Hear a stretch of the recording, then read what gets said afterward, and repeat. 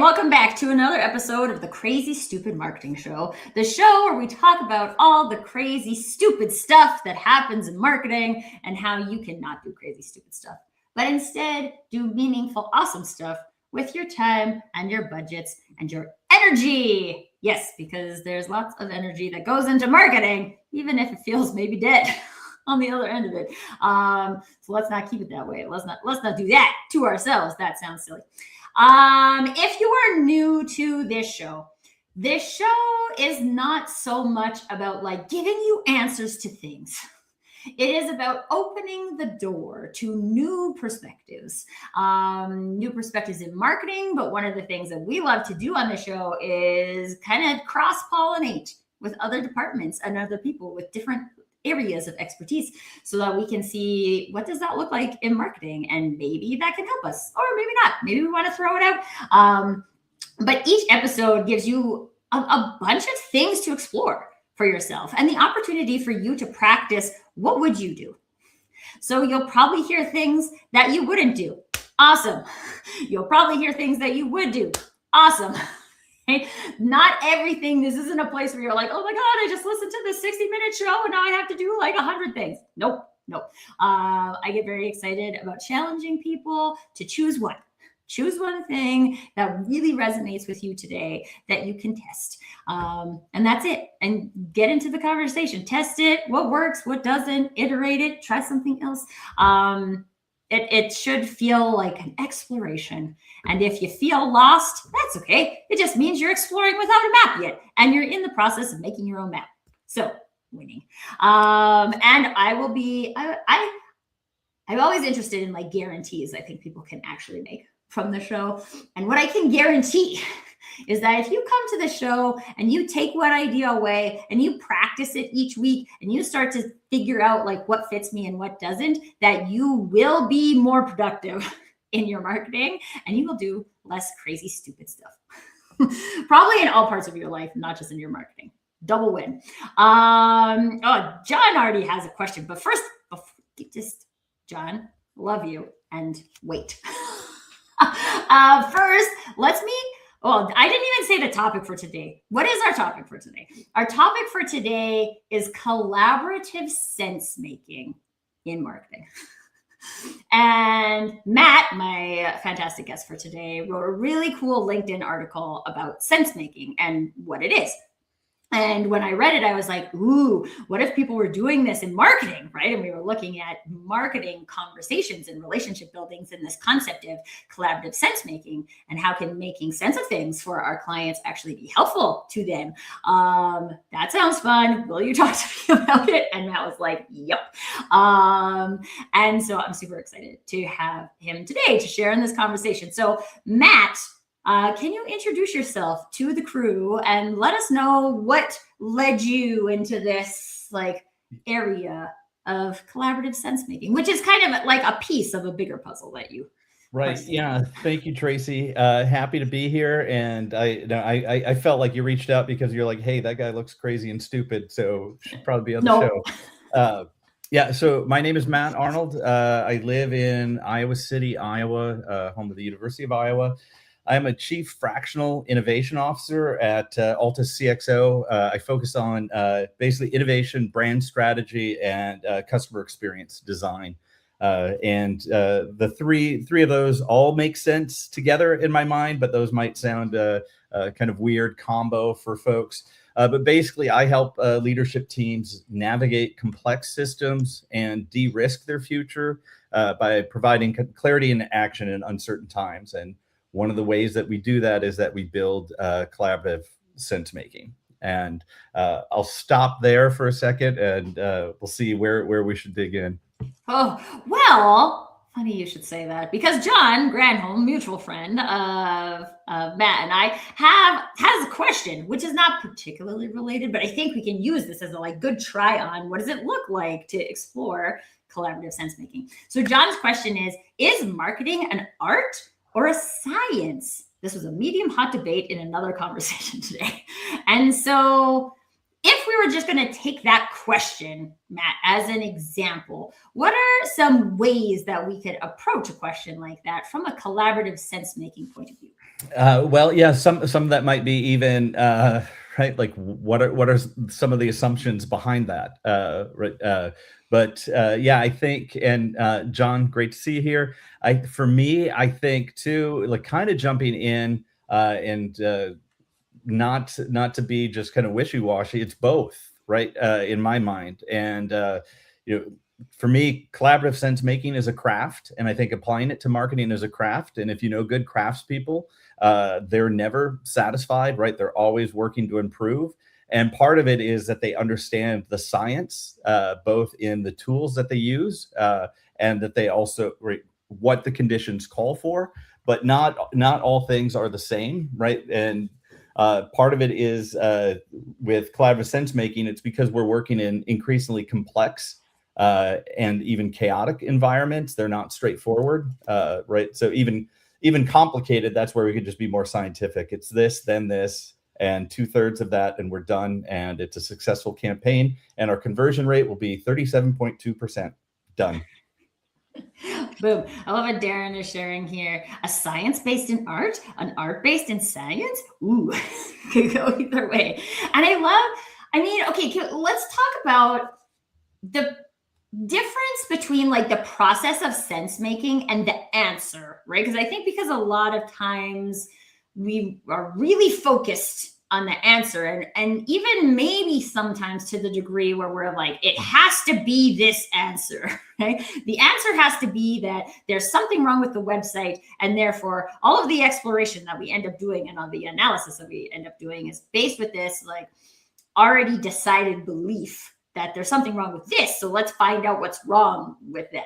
So like, let's just like open the floor to like what's coming up for you, and that like the difference between being in the sense making process and an answer, because I feel like they're not the same, but we might connect them in sometimes unhelpful ways.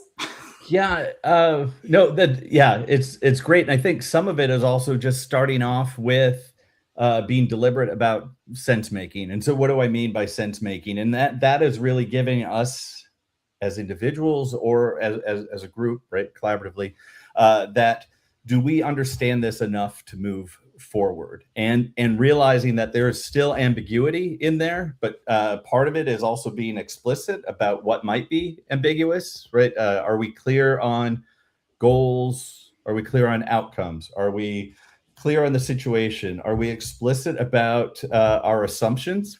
Because you can have some rich discussions about where one might be with assumptions. To that seemingly simple statement, right? Is something's wrong with the website. Well, what is it? And also what behavior are we looking for along the way? And so part of collaborative sense making, I do want to qualify, right? Like there are some really like straightforward things, especially in marketing and maybe leveling up to some brand components. But is this really straightforward? Is this a commodity? Am I just selling like the cheapest widget out there, right? Or are there brand components about brand promises that we're making? How are we keeping those promises, right? And so then what should the website experience be? And so those are ones too where I see challenges and tensions, even at like a brand perspective, is like what is our brand? What are we trying to evoke? And what are the emotional components there? How do we ground that brand? And then also knowing that there's a lot of like cookie cutter, like website, web production houses. And so we don't really care about your brand. This is where hero image goes. This is a shopping cart. Ship it, right? Yeah. And I think that's okay. I mean, like, I feel like there's some human complexities that come up in this, because it would be great if we were all very clear on what our assumptions are, but we make assumptions constantly as humans. And I think especially when we're trying to move fast, we don't take that time to like slow down and explore what the assumptions might be. So I'm going to throw in something that just came up for me this weekend because I was doing coach training. And part of the coach training was a ratio of practices to games in order to like improve, right? And the ratio is like 70% practices, 30% performance. Now, most people, then we took a poll in the group, right? And people were like, "Who's getting that?" Nope, zero. Right? Yep. I thought we were doing pretty well. And I knew that you should get more practice than performance. Like my brain knows that, right? But like on my schedule, I have 2 practices and 2 games a week because we have volunteer coaches and parents have to drive people places. And you're like, I can only do so much of this. And so is there a ratio that you've seen of like collaborative sense making, like a percentage of time it makes sense to spend in that activity? And obviously this is like every single one will be a little bit different, but right. Like how much of that we should be doing? I don't like to say shoulds, but like, I feel like if we're doing none of it, then like, let's not pretend we're not doing collaborative sense making. We can be honest with ourselves. We're not doing that. Yeah. But is there something that you've seen that works quite well? And like, oh, people who spend X amount of time doing this type of activity seem to have less assumptions and therefore seem to be able to move faster, let's say in terms of innovation. Yeah, so interesting. Just a couple things there. One, I might kind of use some stuff from a friend of mine, John Sweeney. He owned the Brave New Workshop, which was is a large improv theater and he's written like one of his books is Innovation at the Speed of Laughter. And one of the things that he and I talked about, it's interesting, like when you're in sports, as you were mentioning, right? Like in American football, right? Like when I was in high school, we had 5 days of practice for a 1-hour game on Friday nights or Saturday, right? And so you're practicing a lot more than performing, right? And we see that, and also in music or in my son's a musician, and my daughter did a lot of work, costume work, and like the amount of rehearsals and things that you're to just prep for a show, right? So there's a little bit of like kind of the ratio component there. Another element though with high performing teams that we know is 2/3 to 1/3 ratio of task related talk to social talk. And social talk is that I'm knowing more about you, like Tracy, how are you doing? What did you do last weekend? How are the kids? Interjecting some of the, so that it's not always just pure task or productivity type talk. So that's a ratio there. And then another component where it's really harder to quantify though, is when you're getting into, again, the early stages of, especially on innovation, is really what's the problem or opportunity space, or how do we sense intent? And I can't say that it needs to be X period of time versus overall work. But if you skip that first step, which is usually like, it's usually somebody will make a declaration about what the problem is, or worse, they'll make a declaration on what the solution is and jump into the solution. And then you're spending a lot of time building a solution that really, for the most part, fails when it hits the marketplace, right? And then they're scratching their heads on what's happening. But as a system is more complex, right? That's really the struggle is managers are great at sniffing out a problem. The hard part is in complex problems, they tend to push the solution lever in the wrong direction and doubling down on the problem. So thinking about that in marketing, like are we starting to see some, maybe it was from a campaign, something starting to slip, or we're just going to push harder through that channel. We're going to spend more money on that channel. But did something happen? Like we know with Twitter, right? Musk takes it over, and just certain people's politics or ethics, they left the platform, right? So, and might that there been a higher distribution of your core kind of target market or customer there that left? So, additional spending on that front isn't going to help, but like the problem might just look like we're not getting Twitter or X conversion. So was that making sense? Well, I mean, one of the things I was excited about in terms of this conversation is that a generative exploration by nature is a sense-making exercise. So one person sees something one way and another person doesn't see it exactly the same. It might be pretty aligned, but we never see it exactly the same. And until we get into the conversation, that's where we create the opportunity to find alignment. We also create the opportunity to find misalignment, which is not, I would also say, like, misalignment is not bad, right? Especially if it is like unearthed misalignment. Like, I think unearthed misalignment is so exciting, because if we were operating on this like misunderstanding over here, but now we don't have to keep operating on that misunderstanding, there's a really great opportunity that we can make sense faster, that we can make motion or movement faster. There's like more opportunities were revealed in the identified misalignment than just like not going through that exercise. But then I also come back to, like, it's interesting to think about the clarity we think we have, or maybe in particular the clarity we think other people have. Like, well, they know this. Do they? Do they know it the same way you know it? Like from a comprehension point of view, and also like the words that you use to create that comprehension might not be exactly the words they use to create their comprehension. And those are the types of the things that get revealed in the collaborative sense-making exercise. Yeah, and for me, collaborative sense making is also about meaning and coherence over time. And so there is basically some investment that you're putting into shared understanding up front. And a lot of that is like, what if the team you're working with is like, we just quickly go around the room on key assumptions, or even what does success look like, right?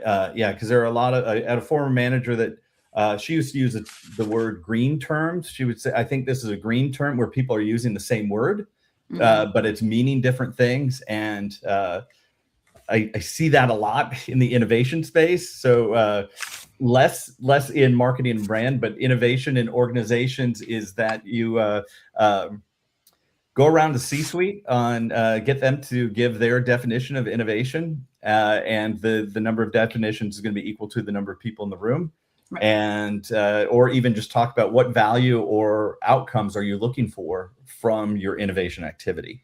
But you start to get that on the table, right? And then you can have conversations that help drive alignment. And I think your assumptions, just getting the alignment on the assumptions. And I know sometimes it can be really uncomfortable when you start to dig in, like the old adage of the 5 whys. Like if we're asking why, and usually after 1 or 2, it starts to fall short, right?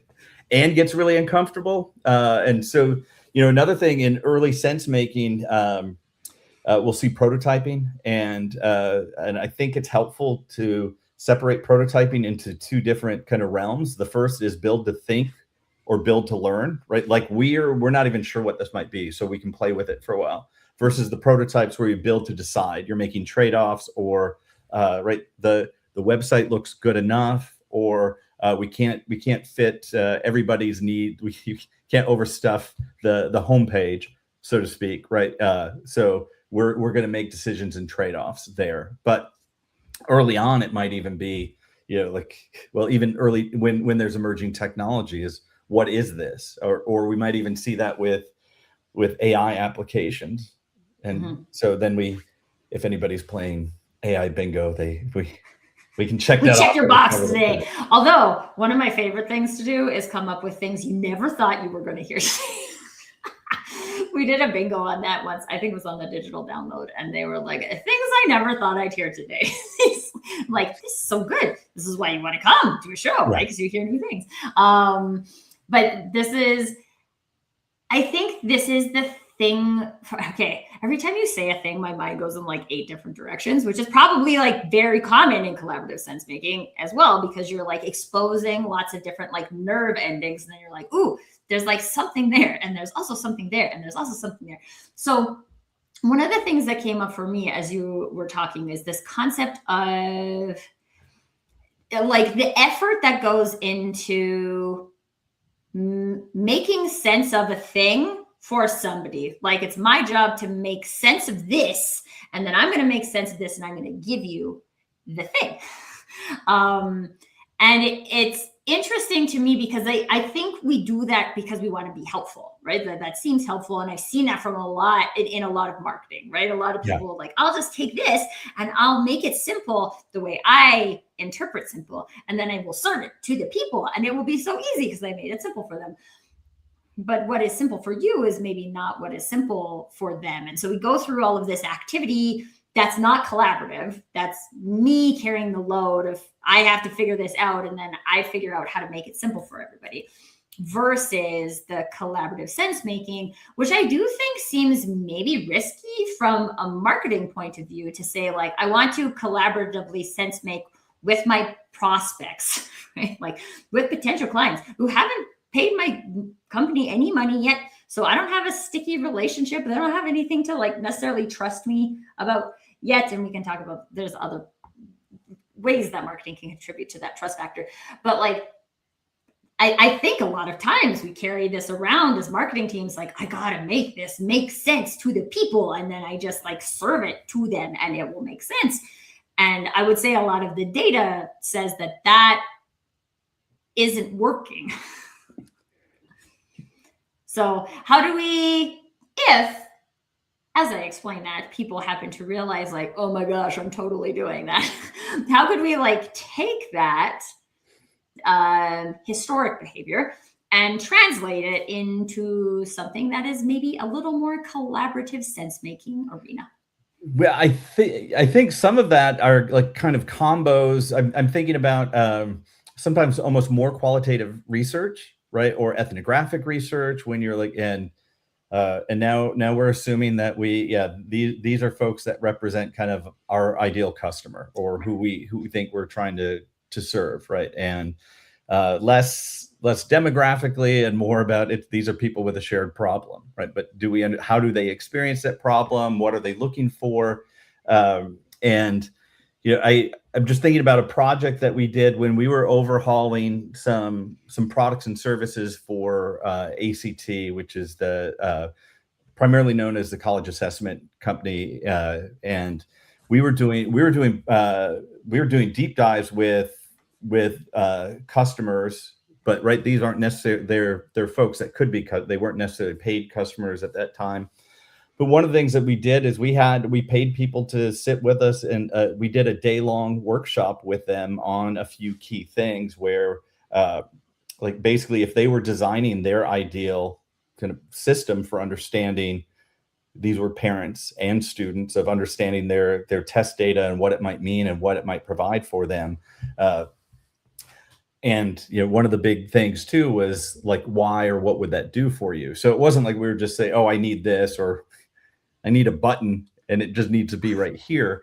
But those are some ways too, as you're exploring bigger, more complicated, complex things. And that's where I'll say with collaborative sense making, it's usually tied to where are the problems more complex, right? Because there are straightforward problems where there are like, if a server goes down, right? I don't need everybody to debate what's a server, right? What does down mean, right? But really, some of these, especially when you're getting into what might be new product services or new brand or rebrand, is digging deep in a mix of qualitative and quantitative data, and co-designing with people that aren't employed by your company is a pretty good start. Yeah. Well, I love a good concept of co-design or co-creation. That always gets me really excited about it. I'm gonna put my question on hold because there's two very good questions in the comments. So I'm gonna go there first. So Darren asks, so when someone is picking a product, they usually ask themselves, what problem does this solve? Maybe. I feel like a lot of products nowadays are more not a problem, but like, I want gum right now. Here's gum. Like all those things that are right at the checkout of the grocery store. Are you suggesting we should be looking? We don't do shoulds on this show, just confirming that.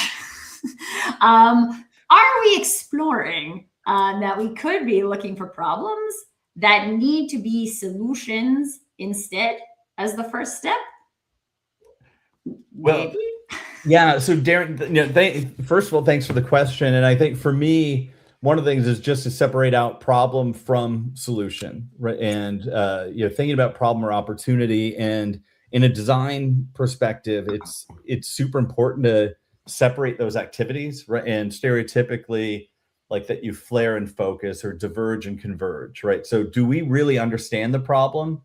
And then we converge on we think this is the problem, right? And again, for me, the market is usually people with a shared problem, right? So now for people with this problem, right now, how might we solve that for them? That would be maybe on the product or service development, and then on marketing, it would be how do we best share this with them? Like where might they gather? Where might they get information? I don't know. Sometimes I just think about too is this a highly considered purchase, right? Or is it, to your gum, it's like, I don't have a lot of skin in the game and I'm getting gas. I'm going to grab something at this state, or I'm walking through the airport. I'm going to choose something that's mint and not cinnamon for right. future reference in case anyone wants to buy me gum. I'm team cinnamon. And it's harder. There you go. You can have cinnamon. I can have anything else. Right on. So I think, so that's part of it. And I think the solution, I do feel like sometimes too, we're misaligned on even the pains and gains about what is this product or service offer? Is this relieving any pain for your target customer? Or is it just giving them something more, but really understanding, and that's why I know there's a ton of different models of like different canvases, right? But even like the value prop canvas, I would say collaborative sense making, part of that is making things visual for folk, like getting it out there and then looking at those relationships of pains and gains that might be. So what is it that we're really, and then making some hard choices.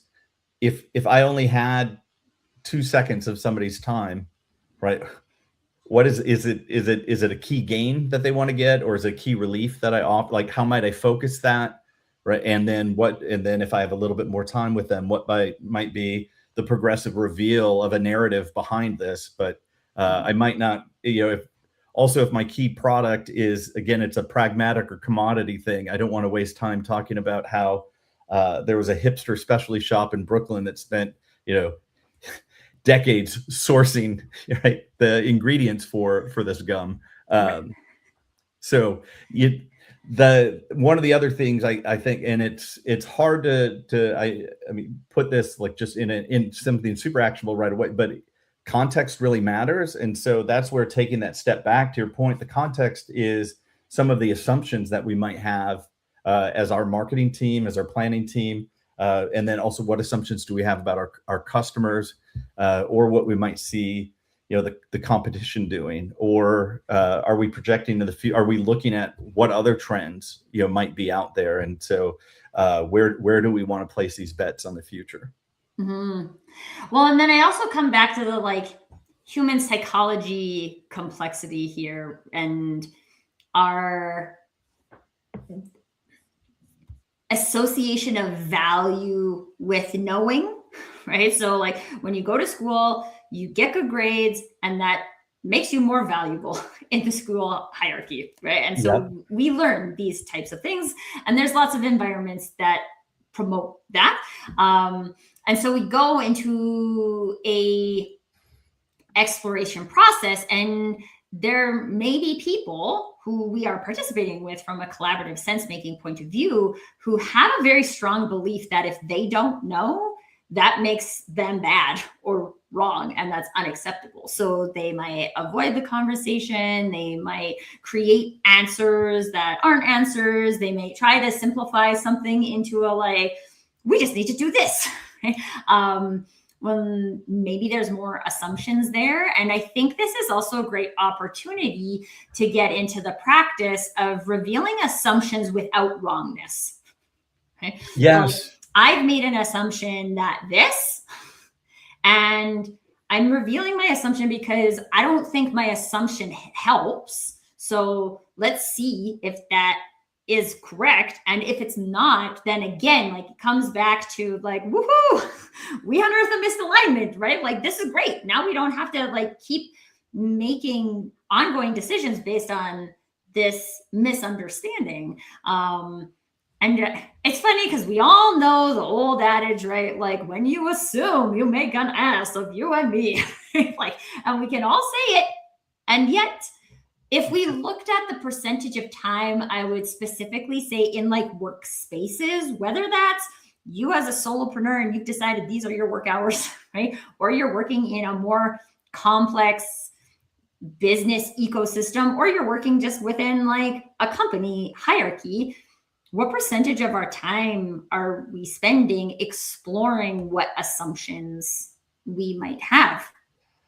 And are we actively looking for and celebrating? I would add on the celebrating component for the people who are questioning the assumptions, because it might get to the point where you're like, is this an assumption? And you're like, oh, actually nope, that's right, like that's what we're doing. And now I clarify the process and like, oh, okay, I'm really glad that I was right, but I didn't want to assume, and being able to like celebrate those types of things instead of like celebrating rightness, or I mean celebrating swag of other things. Yeah. Could be celebrating. Yeah. A few. Sorry, and I'm writing down a bunch of notes too, because there's so many different interesting threads there. So a few things that I might touch on, and so I am seeing some of the comments. So now I feel like I got to give my Minneapolis cred. There's a whole bunch of people high-fiving Minneapolis. After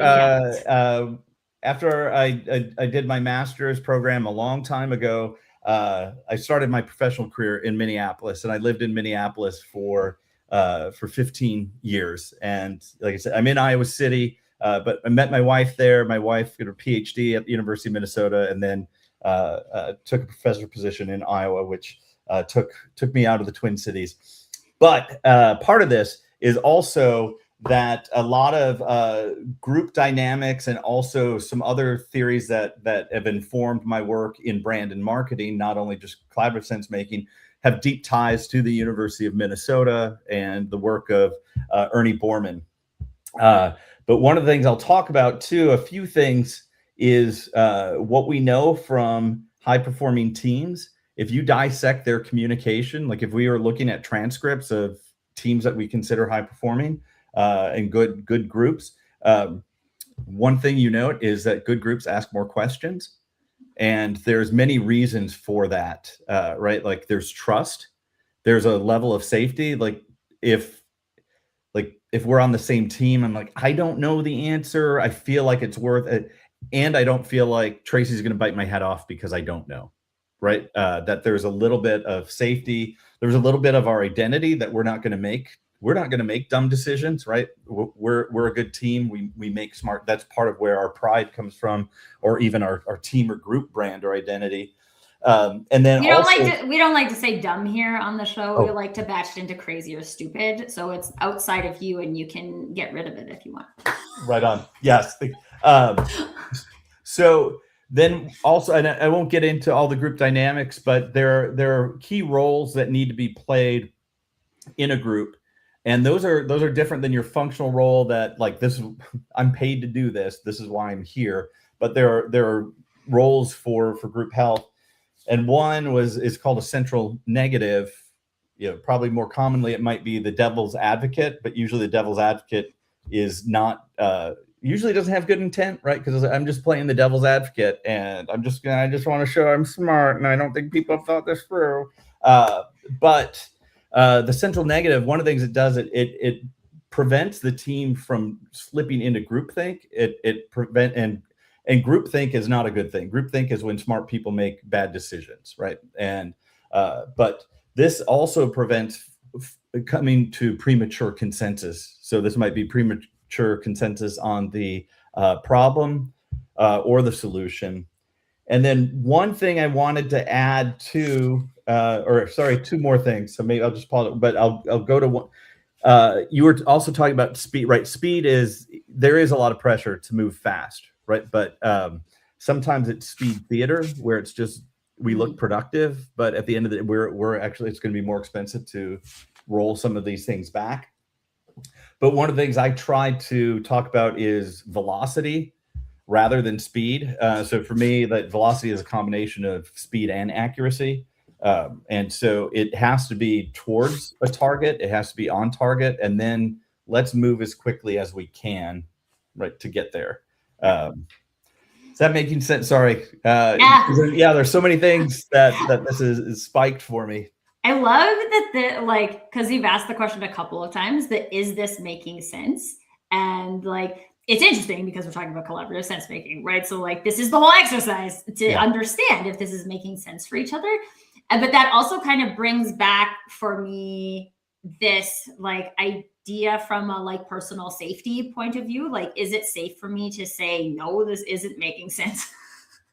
Or is it not? Because that kind of plays into what you were talking about with the speed theater and the premature consensus is that like, I just agree because I'm uncomfortable instead of say what I actually believe. And it doesn't help the sense-making process. It actively hinders the sense-making process.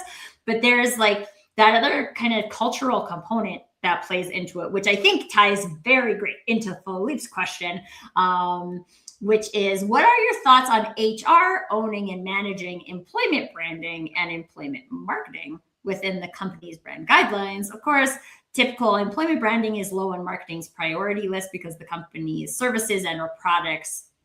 We got a lot of shoulds in here, folks. I'm going to make this rule more clear on this. We are not shoulding in this show. We don't should anything. I'm gonna push it even further. I'm gonna give some thou shalt. No, I'm just kidding. I'm not. It's interesting that the HR question too is also what is the brand of the organization and what is the experience both internal and external. And I've done work inside companies and for companies on like customer journey maps and things in that general, like also like service blueprints, like how is this experience? What are folks going through? But what was really interesting for me is that one company I did work for, they wanted to understand it from the employee side, right? So, and in fact, actually just a current project that a week or two ago that after going through the proposal process, right, was signed off. I'm doing work for a company that it is actually looking at those both the kind of internal associate experience and then the customer experience, and what's sitting in the middle is the brand. What's the symbolic identity of the organization and what holds true and what are the moments of truth for both.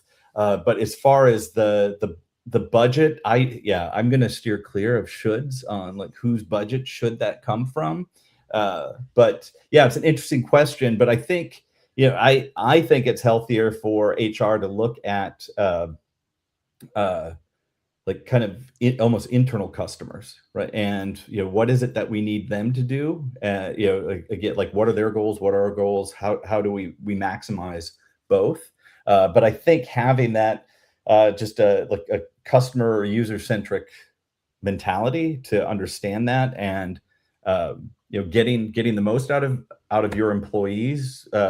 In some other collaborative sense making work that I'm doing, one of the key issues that we also have is as we have increasing shocks and waves of complexity and disruption, and then as that's increasing, what's decreasing is the cost of sharing information, right? So sending data is cheap, but it creates a lot more noise, usually in signal. And then there's misinformation, disinformation. Another thing that we're seeing is employee engagement continues to go down, right? And so now, right, people are less likely to even want to figure out the hard stuff, right? The collaborative sense making is like, oh, that's above my pay grade, or they don't pay me enough to worry about that.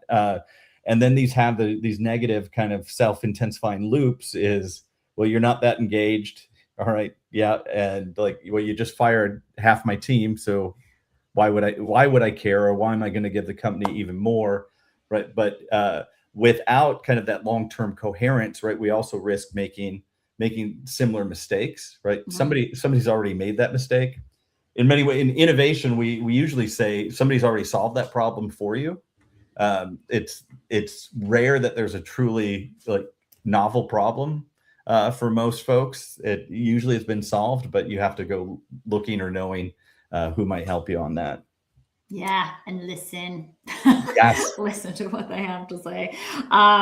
Okay. Oh, Okay. I think. Tracy, sorry. Sorry. One thing that I wanted that this spiked for me, and this is to keep some of the Minnesota folks happy too. But a friend of mine, he co-authored a book called "Outsmart Your Instincts," and it's about kind of 8 cognitive biases that kind of get in the way of innovation, and mostly on the creative front end. So there isn't a lot of overlap with marketing and brand, but one of the biases is really going along to get along, right? Mhm. That like it's just easier for me to nod and agree than it is to really like, do I want to risk, like this could be really emotional, like am I going to risk my job, am I going to risk pissing off my boss, right? But so anyway, that Adam Hansen and Outsmart Your Instincts speaks to some of those cognitive biases that really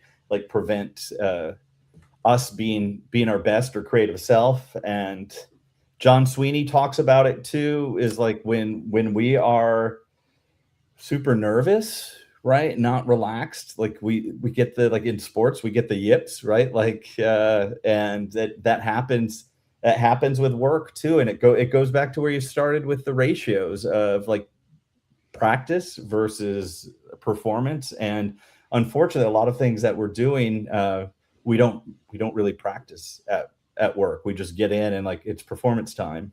Yeah. So hopefully, yeah, sorry, rambling No. a bit. Okay. So first of all, I think I told you this. Tangents are welcome on this show because that's where all the good stuff is. But I think this also, like Philippe's question about ownership, I think is an interesting question because when I think about brand and the brand experience, right, this is co-ownership, right? Like co-creation, co-ownership. Because if marketing owns it, but sales isn't doing it, or HR owns it, but the delivery experience is terrible, right? Like Yeah. then all of a sudden, it doesn't matter. It doesn't matter that one place owns it, or like worse, that one person owns it. Right? Right. I think when we look at the concept, even of collaborative sense making, co-creation, right? That these concepts are a team. They're a team. And so I think the interesting exploration, I would say, on that front is like, what if we put HR and marketing and sales and the CEO and delivery, customer service, right? Like anybody who touches a customer, and we put them all in a room and we were like, what do we do here? Right? Let's get all of our assumptions out on the table. And like, again, that Yeah. I do think to some degree the like focus on culture comes from HR and the CEO. But then this is also like an accountability activity, right? Like if we were going to say, and this is just an example, right? But to choose a thing that makes sense for your business. But we were going to choose collaborative sense making. And we were like, okay, we're actually going to track for 1 quarter how many collaborative sense making exercises we do. Okay, in order to do that, what are our assumptions? What is a collaborative sense making activity, right? Let's talk about that. What does that look like in sales? What does that look like in marketing? What does that look like internally in like group meetings, right? Like, what does this look like? How are we going to track it, right? Because there's probably not an automated system that can tell you guys did collaborative sense making today. Mm-hmm. And again, like collaborative sense making is like a placeholder, fill it in with what makes sense for you. But if we were looking at that and we were going to hold each other accountable for that, then it's interesting to explore what kind of impact does that have on the 2/3 of the task, right? Like if you're going to say there's this like 2/3 task and 1/3 social, and we included collaborative sense making in our social conversations, then like, what does that look like? Is our time currently spent like that? Are our meetings currently set up like that, right? Like we could ask the question. Yeah, and a slight qualifier on the 2/3, 1/3. Again, with high performing teams, that it's interwoven. It's not like we're going to, the first 20 minutes of the meeting is going to be like forced merriment, and then the last 40 work, right? But being explicit about some of those things, and that's why certain team building or socializing components are valuable for organizations. I know sometimes you might have a boss that's just, if it's not about like working or butts and seats, then we can't do it. That might have a short-term gain, but it's not going to have long-term success. And as far as some of the sense-making components or activities, that's where I would, one of the things that I'd say is that a single meeting isn't sense-making, right? But the things that you might do where you could dedicate time to, this is about getting assumptions on the table, right? This or this is about like synthesizing maybe customer market research, right? And and then what things might we coalesce around or understand about the work that we're doing. And I'm a big fan of both in marketing and innovation or insight statements. And the insight statement, there's a general formula, is basically like as a user, as a customer, I have a goal. I want to accomplish something because it'll do something for me. And then we jokingly call it the sexy butt. We're not referring to somebody's rear end. It's the butt. It's the big piece of friction, but something doesn't work. And so the example we've used in the past is like with Crest white strips. Procter & Gamble, when they were looking at, they've maximized, I don't know if you could get a more ergonomic toothbrush, right? Or all of the chemistry and flavors of toothpaste. And so when they were trying to crack this code a while ago, they were looking at that through those frames or lenses. But then they had an insight statement after they started talking to their customers, which was basically, I want a cleaner, brighter smile because it makes me feel healthier and confident, but brushing and flossing alone don't do the trick. And then what happened was then that opened up new ways to think about the problem, and then they had to overcome a solution. Another example, a friend of mine's company worked on flame retardant t-shirts, and the insight statement they got from their customer research was basically, I know I should wear it because it will protect me, but the material's really itchy. And that but statement about they changed the weave and they tripled sales as soon as they changed the weave on the but they might not be looking for that. So, but that might be, these pieces of information where you might coalesce, and how we do bring in new information in complex environments.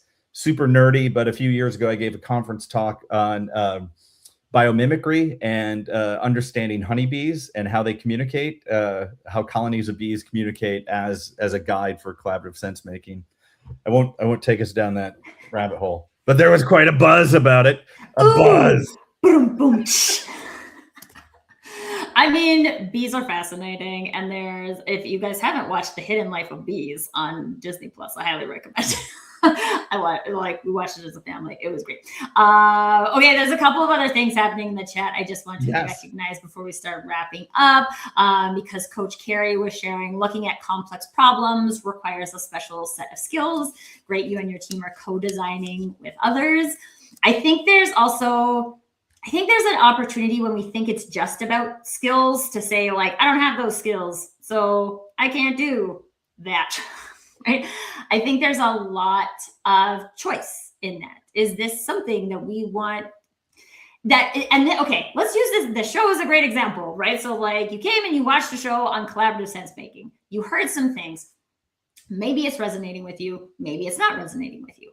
If it is resonating with you, then what could you do? What could you do? maybe today you don't have a collaborative sense making skill because you haven't practiced it before. Skills are gained by doing practice.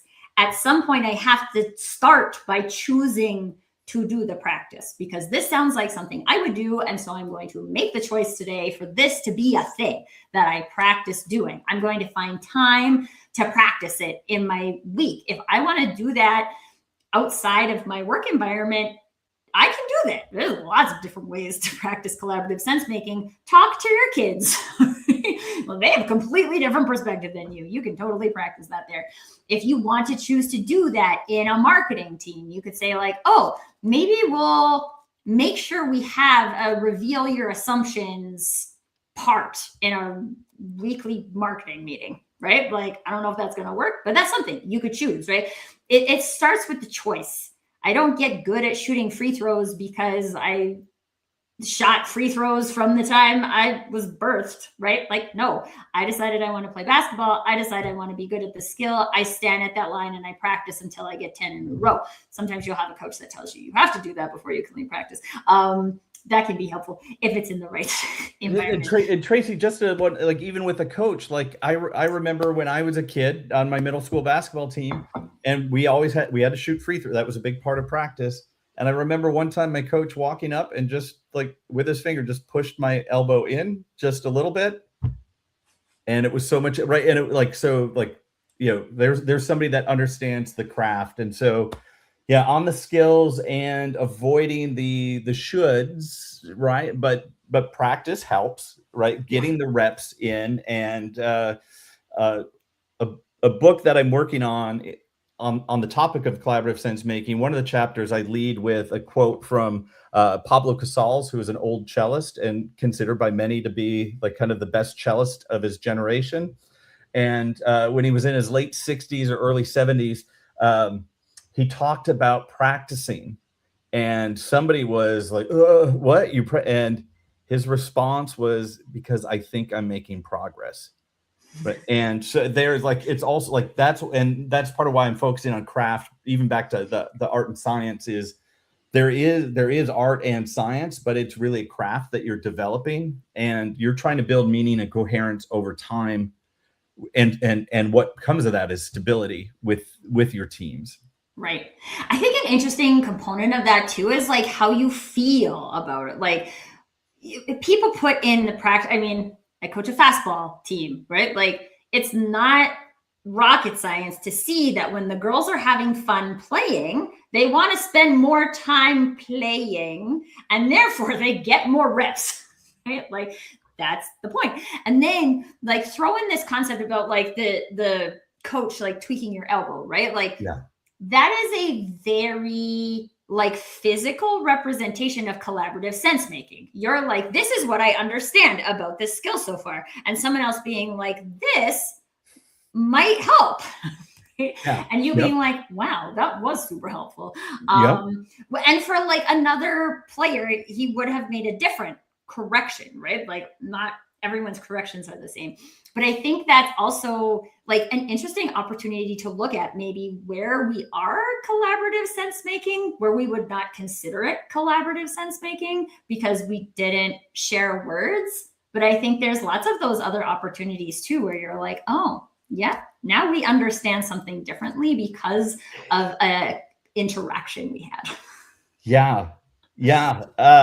And one thing, and man, I'm kissing up to this Minnesota crowd on collaborative sense making and some of the different tools that you might use or think about these as practice or reps is Jason Fraser and his wife Janice, who they split their time between Minneapolis and San Francisco. And Jason grew up in Minnesota. He has a practice, an approach he calls EOF. And just to make sure I'm getting it right, it's externalize, organize, and focus.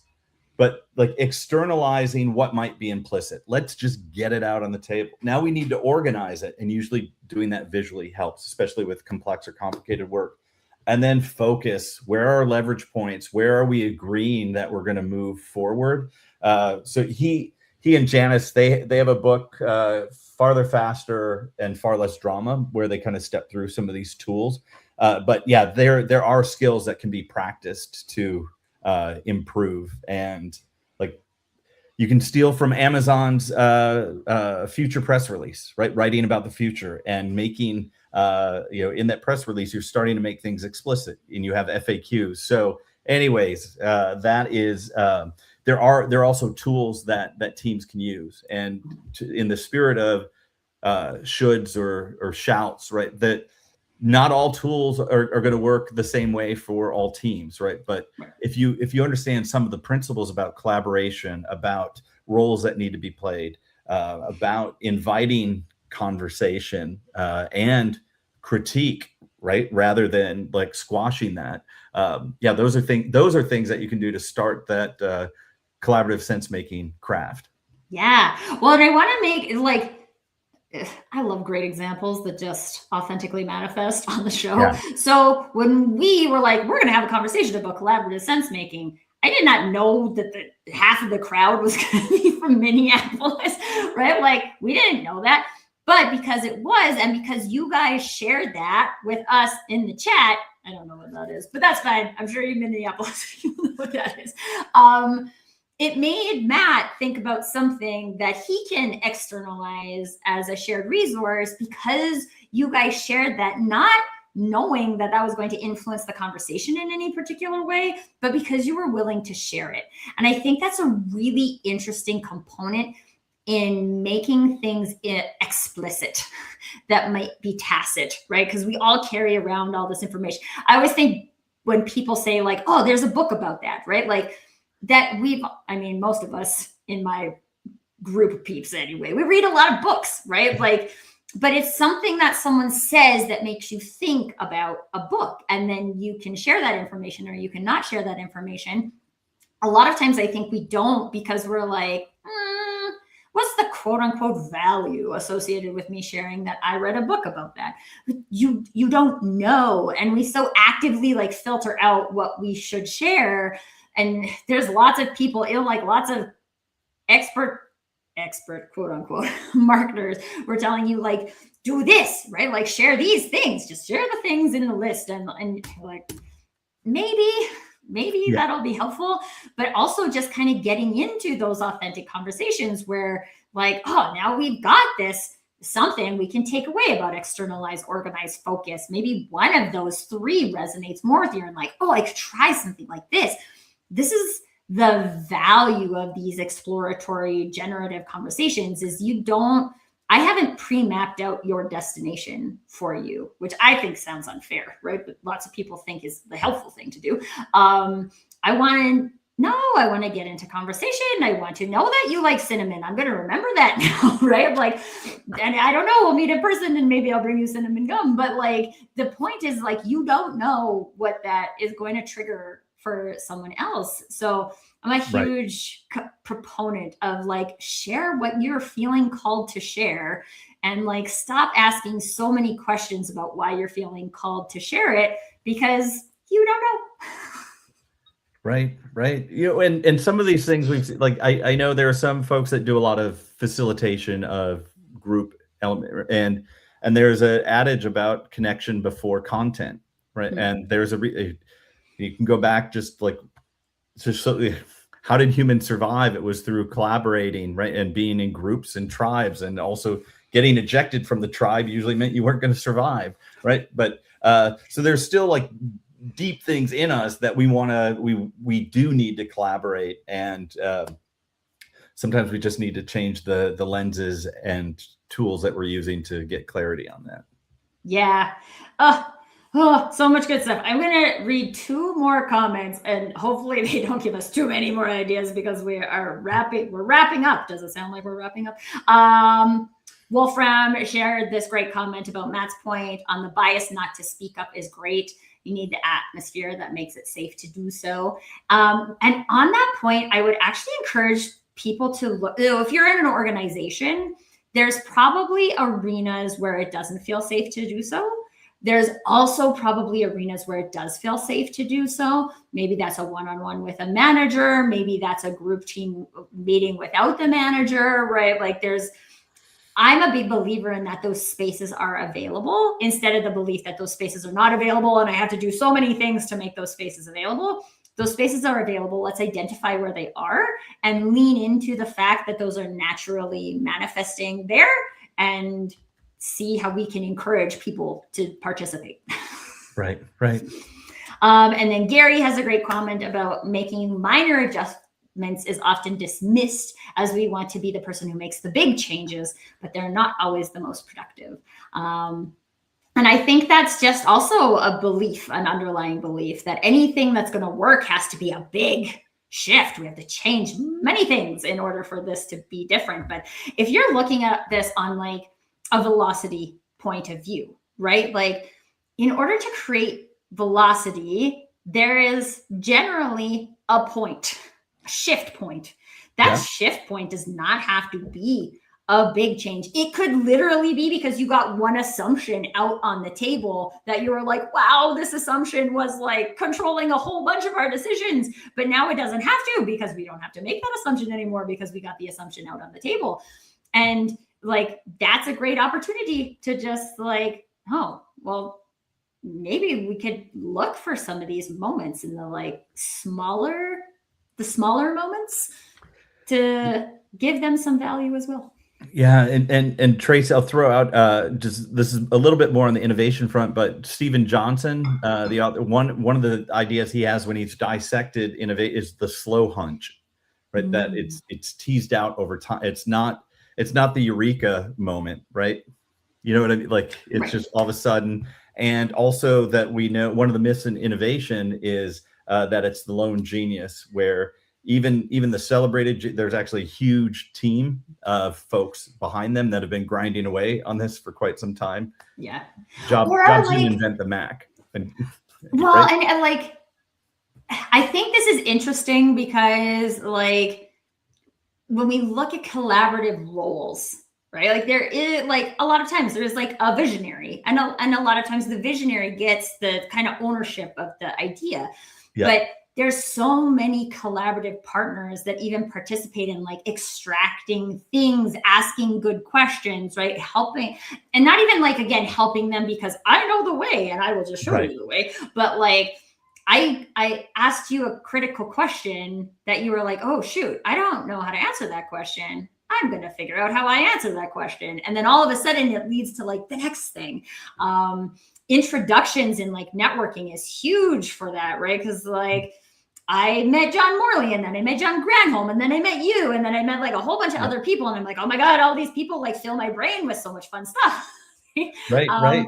And like, being in curiosity, being inspired, being energized, we very rarely like celebrate the people in our networks for that. And yes, it's awesome if you can get it in your work environment, but we can't always hire for that. Yeah. And we can't, and a lot of us don't know that about ourselves when we like go into a role and be like, this is exactly what would inspire me. Please make sure my entire team does this, right? Like, this is not going to be a thing, right?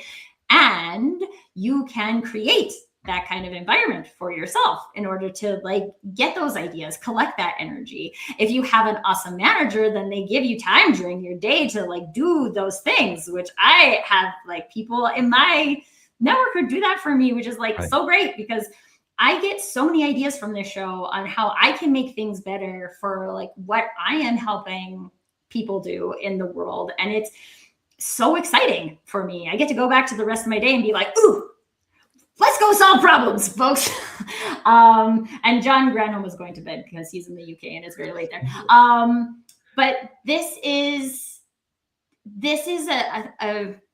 I think a very critical component in the like, if you look at a fully complete and connected ecosystem, is that there are the people that do that for you. And maybe they're at work, maybe they're at home, maybe they're halfway across the world on LinkedIn or WhatsApp.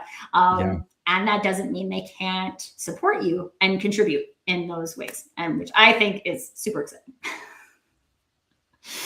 Okay, we are now 5 minutes over, so we're going to wrap it up. Matt, for the people who would like to learn more about collaborative sense making, where is the best place for them to find you? Probably LinkedIn is the easiest to reach out via LinkedIn, or my one of my websites is inspiredbyspark.com. So that has a little bit more, some of the blog content there, but I think LinkedIn is probably the main place to go. Awesome. And Matt happens to be tagged in the post for this live. So if you're watching this on LinkedIn, you can just click on his name and be like, you sounded so smart. Can I please connect with you? And he'll say yes. And if I sounded smart, so I can tell my mom that, see, mom. See, someone thinks I'm smart. Yeah. Even though I eat cinnamon gum. Matt, thank you so much for sharing all of your wisdom with us today. And shout outs to Lisa, Leanna, Gary, Philippe, Darren, Coach Carrie, Meryl, and John Granholm. You guys had so many awesome things going on in the chat. Thank you so much for sharing your voice with us, because it makes our conversation more robust. And I know both of us really appreciate that. So thank you so much for that. Connect with Matt. Connect with me. If collaborative sense making is something you're curious about or that you're open to exploring, Matt said it himself, right? Like, this is not a one and done conversation. It's an ongoing practice exploration. So get in the conversation. Get in the conversation with us. Get in the conversation with each other. And if you are watching and you happen to have a concept that you're like, I think there's a crazy, stupid marketing angle on this, please reach out to me. I would be super happy to explore, because I'm very good at turning anything into a marketing conversation, as Matt learned as we had our conversations.